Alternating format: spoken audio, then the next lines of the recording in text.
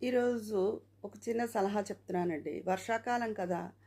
కొంచెం ఏం తిన్నా అంత అరగనట్టుగా, పడనట్టుగా ఉంటాయి. పిల్లలు వద్దన్నా ఏవో ఒకటి బయట కొంచెం తింటారు.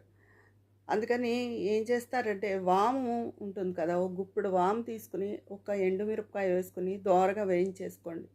నూనె ఏమొద్దు. ఊరికే పొడి ప్యాన్‌లోనే ఎర్రగా వేయించేసుకొని దోరగా మిక్సీ చేసేసుకొని తగినంత ఉప్పు కలుపుకొని మంచి పొడి డబ్బాలో దాన్ని స్టోర్ చేసుకోండి. రోజు మొదటి ముద్దలు 2, 3 ముద్దల్లో పెద్దవాళ్ళైనా సరే, పిల్లలకైనా సరే ఈ వాము తింటే కొంతమంది వామన్నం అని చేసుకుంటారు. అది అస్తమానం చేయలేరు కదా!